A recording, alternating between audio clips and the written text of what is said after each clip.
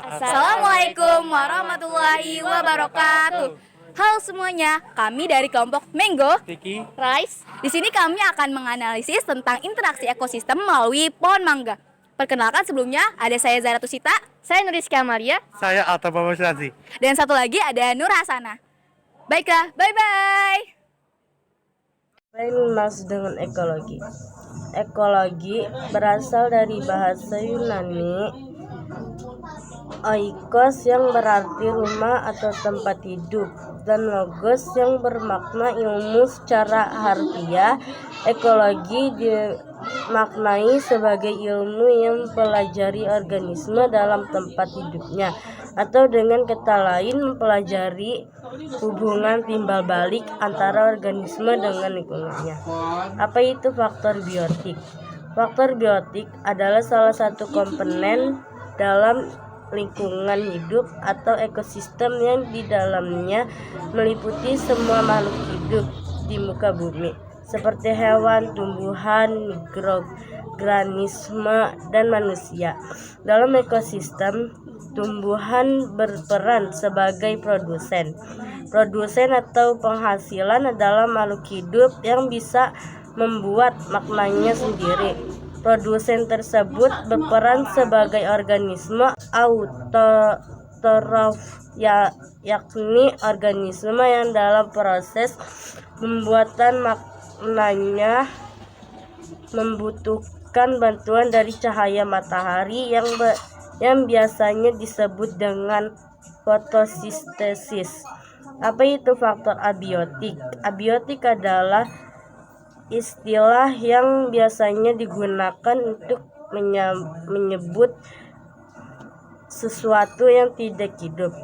Benda-benda mati. Komponen abiotik merupakan komponen penyusun ekosistem yang terdiri dari benda-benda tak hidup seperti air, tanah, udara, dan cahaya matahari. Maka dari itu, komponen biotik yang akan kami teliti adalah pohon mangga dengan abiotik pendukungnya, yaitu air, tanah, udara, dan cahaya matahari. Pertanyaan nomor 1, saya akan menjawab sendiri. Di sini pertanyaannya adalah, bagaimanakah pengaruh kondisi lingkungan yang diteliti terhadap interaksi komponen biotik dan abiotik?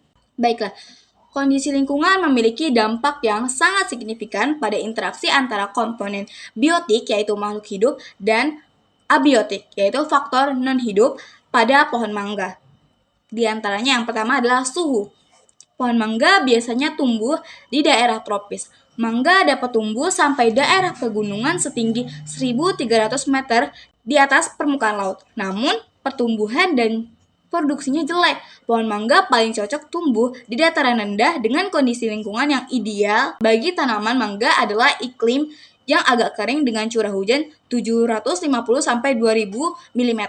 Dengan 4-7 bulan kering, ketinggian kurang dari 300 meter di atas permukaan laut, dan suhu udara rata-ratanya yaitu berkisar antara 25 derajat Celcius sampai 32 derajat Celcius. Yang kedua ada tanah. Interaksi tanah pada pohon mangga melibatkan sejumlah faktor yang memengaruhi kesehatan dan pertumbuhan tanaman. Faktor-faktor tersebut mencakup ketersediaan nutrisi, drainase tanah, tekstur tanah, keasaman tanah atau pH, struktur tanah, kandungan organik, dan interaksi dengan mikroorganisme tanah. Kondisi tanah yang optimal memainkan peran penting dalam mendukung pertumbuhan akar, penyerapan nutrisi, serta aerasi dan retensi air. Semuanya mempengaruhi produktivitas dan kesehatan pohon mangga. Tanah yang baik untuk budidaya mangga adalah gembur, mengandung pasir, dan lempung dalam jumlah yang seimbang. Derajat keasaman tanah yang cocok adalah 5,5 sampai 7,4. Jika pH di bawah 5,5, sebaiknya dikapur dengan dolomit. Interaksi dengan mikroorganisme tanah juga dipengaruhi oleh sifat tanah. Yang ketiga ada intensitas cahaya matahari. Pohon mangga memerlukan cahaya matahari yang cukup untuk fotosintesis. Terdapat pengaruh langsung terhadap aktivitas biotik seperti proses fotosintesis dan pertumbuhan. Adapun proses fotosintesisnya Yang pertama, ada tumbuhan mangga bisa mendapatkan karbon dioksida di udara yang masuk ke daun tumbuhan lewat stoma atau mulut daun, sementara air bisa didapatkan lewat akar tumbuhan yang kemudian disalurkan ke daun melalui batang tumbuhan. Tahap kedua adalah saat sinar matahari jatuh ke permukaan daun dan batang pohon mangga yang berwarna hijau, klorofil menangkap energi dan cahaya matahari tersebut. Cahaya akan melewati lapisan epidermis tanpa warna atau transparan, kemudian diteruskan menuju mesofil. Dan di bagian mesofil inilah sebagian besar proses fotosintesis terjadi. Kemudian tahap ketiga ada energi tersebut kemudian digunakan untuk mengubah air menjadi gula atau glukosa dan oksigen. Setelah itu dari proses fotosintesis akan menghasilkan makanan bagi tumbuhan. Tahap terakhir atau tahap keempat, sementara oksigen yang dihasilkan dikeluarkan oleh tumbuhan lewat stomata. Oksigen ini kemudian berada di udara bebas untuk dihirup oleh makhluk hidup lain, yaitu manusia dan hewan.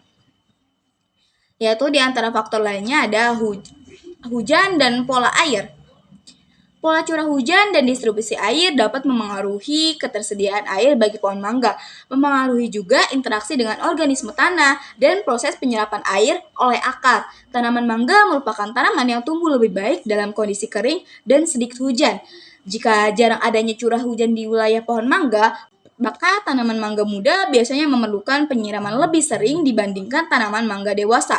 Penyiraman tambahan juga sangat penting terutama pada 2 tahun pertama pertumbuhan bahkan pada musim hujan. Soal nomor 2, ekosistem pohon mangga yang mengalami perbedaan atau kesamaan dalam komponen biotik dan abiotik dapat mempengaruhi interaksi antara berbagai elemen ekosistem. Keragaman jenis biotik. Perbedaan dalam komunitas tumbuhan. Jika dapat perbedaan dalam jenis tumbuhan di sekitar pohon mangga, hal ini dapat mempengaruhi persaingan, saling bergantung atau kerjasama antara tumbuh tersebut. Contohnya, beberapa jenis tumbuhan mungkin bersaing untuk menambahkan sumber daya yang sama, seperti cahaya, matahari, dan air. Adapun simbiosis parasitisme yang terjadi pada benalu dalam tanaman. Inangnya, simbiosis parasitisme adalah cara hidup bersama antara dua jenis organisme. Yang satu mendapatkan keuntungan sedangkan yang lain dirugikan. Misalnya, benalu yang hidup di pohon mangga akan mendapatkan makanan dan perlindungan dari pohon tersebut, sedangkan pohon mangga akan dirugikan karena makanannya diambil oleh benalu. Perbedaan komunitas hewan. Perbedaan dalam komunitas hewan dapat mempengaruhi pola predasi, simbiosis, dapat hubungan lain dalam ekosistem. Misalnya, perubahan dalam populasi serangga penyerbuck dapat mempengaruhi produksi buah pada mangga. 2. Faktor lingkungan abiotik. Perbedaan dalam kondisi iklim. Perbedaan dalam iklim seperti suhu, kelembaban, atau curah hujan dapat mempengaruhi pertumbuhan dan berkembang pohon mangga. Variasi ini dapat mempengaruhi juga keberadaan organisme tertentu yang hidup atau bergantung pada kondisi iklim khusus. Variasi iklim yang memiliki perubahan cukup signifikan adalah curah hujan dan suhu. Tingginya curah hujan yang turun akan menurunkan produktivitas pohon mangga. Hal ini terjadi karena mangga merupakan tanaman yang tumbuh lebih baik dan kondisi kering dan sedikit hujan. Perbedaan dalam ketersediaan sumber daya. Ketidaksetaraan dalam ketersediaan sumber daya seperti air, nutrisi tanah, dan cahaya matahari dapat menciptakan perubahan dan dinamik pertumbuhan dan keseimbangan ekosistem. Ini dapat mempengaruhi kesehatan pohon mangga yang organisme lain yang bergantung pada ekosistem tersebut. 3. Dampak terhadap interaksi ekosistem. Gangguan pada rantai makanan. Perbedaan dalam komunitas biotik dapat merubah struktur rantai makanan. Ini dapat mengakibatkan pergeseran populasi organisme yang berada pada tingkat tropik tertentu dengan potensi dampak pada organisme lain dalam rantai makanan. Perubahan dinamik simbiosis. Ketidakseimbangan dalam komponen biotik dan abiotik dapat mengaruhi dinamik hubungan simbiosis seperti mutualisme atau palisme antara pohon mangga dan organisme lainnya. Bagaimana solusi permasalahan ketidakseimbangan ekosistem agar interaksi antar komponen ekosistem bisa berjalan seimbang? Beberapa solusi melibatkan 1. Pemilihan varietas. Pemilihan varietas pada pohon mangga merujuk pada proses memilih jenis atau variasi mangga tertentu yang akan ditanam. Faktor yang dipertimbangkan meliputi karakteristik, buah, produktivitas, adaptasi terhadap kondisi iklim, dan kebutuhan pasar lokal atau global. Pilihan varietas mangga yang sesuai dengan lingkungan dan tanah setempat untuk mengurangi risiko penyakit atau gangguan hama. Yang kedua, pengolahan tanah. Terapkan praktik pengolahan tanah yang berkelanjutan seperti rotasi tanaman dan penutup tanah untuk menjaga keberagaman mikroorganisme tanah yang mengurangi risiko erosi. Selain itu, memaksimalkan setiap proses dalam bercocok tanam agar dapat meningkatkan hasil panen. Yang ketiga adalah pengendalian hama dan penyakit. Terapkan metode pengendalian hama dan penyakit yang ramah lingkungan, seperti penggunaan predator alami atau metode organik, untuk menjaga keseimbangan ekosistem, mengurangi penggunaan pestisida, dan mengganti dengan musuh alami membasmi hama. Yang keempat, diversifikasi tumbuhan pendukung. Tanamlah tumbuhan pendukung seperti tanaman penutup tanah atau tanaman pengundang serangga penyerang alami untuk meningkatkan keberagaman hayati di sekitar pohon mangga. Contoh, tumbuhan pendukung untuk pohon mangga meliputi rumput, semak, atau tanaman penutup tanah seperti kacang tanah, kacang-kacangan, atau tanaman penutup tanah lokal yang tahan terhadap kondisi iklim dan tanah tertentu. Kelima, pemeliharaan serangga penyerang alami. Fasilitasi keberadaan serangga penyerang alami yang membantu mengendalikan hama pada pohon mangga. Adapun beberapa contoh serangga penyerang alami yaitu: yang pertama, lebah pemangsa. Beberapa spesies lebah seperti lebah predator atau lebah parasitoid dapat membantu mengendalikan hama seperti kutu daun atau tungau. Yang kedua, kelompok karnivora serangga. Penggunaan serangga pemangsa seperti kumbang penghancur dapat membantu mengontrol populasi hama yang dapat mengurugikan pohon mangga. Yang ketiga, laba-laba. Laba-laba adalah pemangsa alami yang efektif terhadap berbagai serangga pengganggu. Yang keempat, cacing tanah. Cacing tanah membantu menjaga kesehatan tanah dan dapat membantu mengontrol beberapa hama tanah. Dengan memelihara serangga penyerang alami ini, pertanian dapat mengurangi ketergantungan pada pestisida kimia dan menciptakan keseimbangan alami di ekosistem. Yang keenam, pemeliharaan predator alami. Selain pemeliharaan serangga alami, pemeliharaan predator alami dapat membantu mengendalikan populasi hama seperti burung pemangsa, burung camar, burung gereja, dan burung pipit yang membantu mengendalikan populasi serangga hama di sekitar pohon mangga. Yang terakhir yaitu yang ketujuh, praktik pertanian berkelanjutan. Menerapkan praktik pertanian berkelanjutan untuk mengurangi penggunaan bahan kimia yang berdampak negatif pada ekosistem.